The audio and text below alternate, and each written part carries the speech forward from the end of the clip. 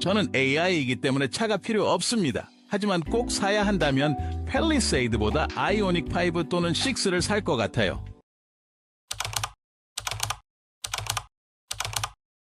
자, 오늘 함께할 GPT는 마이클입니다. 마이클 안녕. 네, 안녕하세요. 오늘 분석할 광고는 뭔가요? 현대자동차가 최근 집행한 팰리세이드 광고야. 런칭편, 야구단편, 고양이편 세 편을 집행했어. 슬로건은 세상을 품는 힘이고. 준비됐지? 네, 준비됐습니다. 날카롭게 분석해보죠. 너무 날카로울 필요는 없어. 하지만 마이클의 통찰력을 보여줘. 아하하, 네, 알겠습니다. 좋아. 그럼 런칭편부터 한번 봅시다. 이 광고의 핵심 메시지는 뭐라고 생각해? 실내 공간이 넓고 편안하다는 걸 강조하고 있어요. 하지만 이런 물리적 특징이 소비자에게 어떤 가치를 창출할 수 있는지 얘기하고 있습니다. 세상을 품는 힘이라는 슬로건이 이런 가치를 나타내고요. 단순히 넓고 편한 게 아니라 운전자의 포용력, 여유, 배려 등을 상징한다는 거죠. 맞아. 모험을 위해, 안전을 위해, 가족을 위해 라는 카피도 마찬가지지. 해당 영상들과 함께 팰리세이드가 다양한 목적으로 사용될 수 있다는 걸 강조하는 거고. 영상의 퀄리티는 어떤 것 같아? 아주 세련된 영상입니다. 자연광을 적극 활용한 따뜻한 톤, 영화적인 촬영 기법 등이 고급스러운 느낌을 주죠. 차의 실내를 강조할 때는 광각을 사용하고 감정적인 순간에는 클로즈업을 사용하는 연출도 아주 효과적이고요. 팰리세이드가 단순한 패밀리 SUV가 아니라 프리미엄 SUV라는 이미지를 만드는데 도움이 될 것 같습니다. 맞아. 나도 동의해. 특별히 인상적인 장면이 있었다면 어떤 장면이었어? 맨 마지막에 팰리세이드가 먼지를 일으키면서 강렬하게 주행하는 장면이었어요. 광고 전체를 요약하는 느낌과 함께 웅장하면서도 시각적 임팩트가 강했습니다. 세상을 품는 힘, 팰리세이드라는 슬로건도 강렬하게 느껴졌고요. 아, 그래? 이 장면 말이지? 멋진 장면이야. 하지만 난 솔직히 이 장면이 가장 기억에 남았어.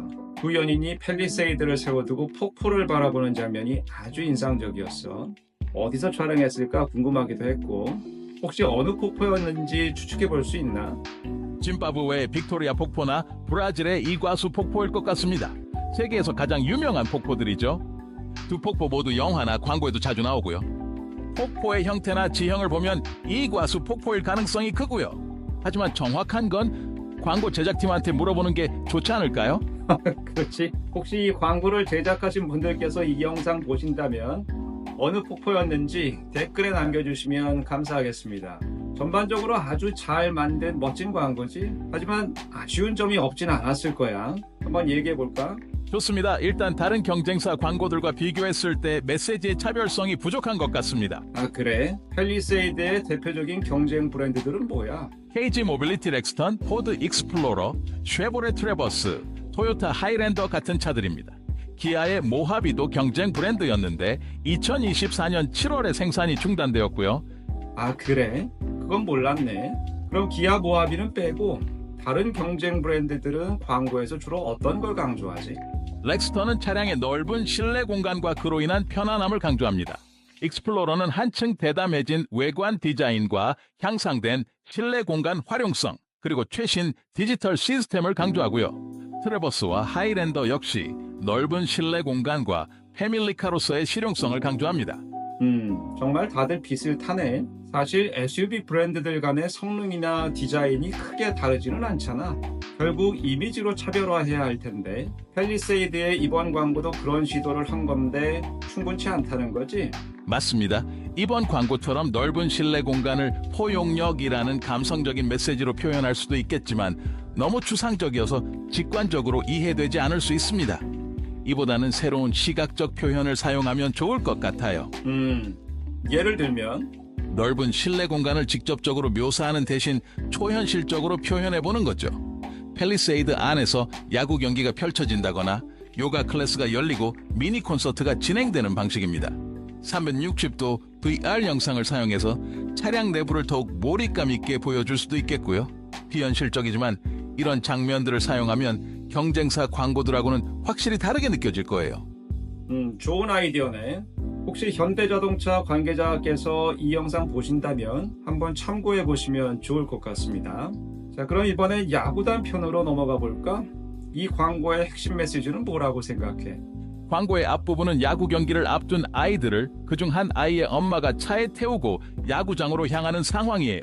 아이들이 많이 긴장하고 있는데 엄마가 디스플레이 후속 조절 기능으로 좌석을 눕혀주니까 즐거워하면서 긴장을 푸는 장면으로 이어지고요. 이렇게 긴장을 푼 덕분에 아이들은 야구 경기에서 승리하죠. 결국 팰리세이드가 탑승자에게 편안한 안정감을 준다는 메시지입니다. 긴장은 내려놓고라는 카피를 통해서도 이를 강조하고 있고요. 맞아. 팰리세이드의 성능을 상당히 감성적으로 잘 풀어냈지. 맞습니다. 또한 자리라는 단어를 반복해서 사용하고 있는데 차량 내부의 좌석이라는 의미와 함께 야구단 내에서 개인의 역할을 연결하는 이중적 의미로 사용하고 있습니다. 팰리세이드가 단순한 이동수단이 아니라 탑승자에게 안정감을 주어서 결국 자신의 역할을 잘 감당할 수 있도록 돕는다는 걸 얘기하는 거죠. 그렇지. 팰리세이드 정도면 단순한 이동수단 그 이상의 무언가가 있어야 할 거야. 하지만 이런 식의 감성적 연결은 기존 SUV 광고에서도 많이 있었지 않나? 맞습니다. 차별적인 표현 방식이 필요할 것 같아요. 또한 이 광고의 경우 앞부분과 뒷부분의 연결성이 아쉽습니다. 아, 그래? 야구단 아이들이 차 안에서 긴장하는 장면하고 야구 경기에서 승리하는 장면 말이지? 네, 예를 들어서 경기를 마친 아이들이 경기장을 나와 즐거워하면서 팰리세이드로 달려가는 장면 같은 게 추가되면 좋을 것 같아요. 그렇게 하면 팰리세이드가 아이들의 승리에 기여했다는 걸 다시 한번 얘기할 수 있겠죠. 아주 좋은 아이디어네. 하지만 이미 촬영이 끝난 광고니까 수정은 좀 어려울 거야. AI를 사용해서 만들 수 있지 않을까요? 소라 말이지? 글쎄, 아직 그 정도는 아닐 것 같은데 나중에 내가 한번 해볼게. 자, 야구단 편에서 가장 인상적인 장면은 뭐였어? 야구 경기 모습을 탑뷰로 보여주는 장면이었어요. 드론으로 촬영한 것 같은데 기존 광고에서 많이 보지 못했던 장면이어서 인상적이었습니다. 맞아. 나도 이 장면이었어. 광고에서 이렇게 새로운 장면을 보여주는 것도 아주 중요하지. 그래야 기억에 남을 테니까. 그러고 보니 그 다음 장면에 아이들이 팰리세이드로 달려가는 모습이 이어지면 참 좋았을 것 같네. 그러면 이 장면과 팰리세이드가 같이 연결돼서 기억될 테니까. 네, 맞습니다. 좋아. 마지막으로 고양이 편도 볼까? 팰리세이드를 타고 가던 아빠와 딸이 길가에 잠들어 있는 고양이가 깰 때까지 기다린다는 내용이지. 뒷좌석을 젖히면 누울 수 있다는 점도 보여주고 결국엔 고양이를 데려와서 키우기로 했어. 네, 맞습니다. 팰리세이드의 넓은 공간 그리고 소음이 없어서 조용하다는 걸 매우 감성적으로 표현했어요. 브라운톤의 인테리어, 자연광을 사용한 촬영, 따뜻한 색감이 내용과 조화를 이루고요. 맞아. 이 광고를 본 사람들은 아주 귀엽다고 느낄 것 같아. 하지만 이런 느낌이 세상을 품는 힘이라는 슬로건과 어울리는 걸까?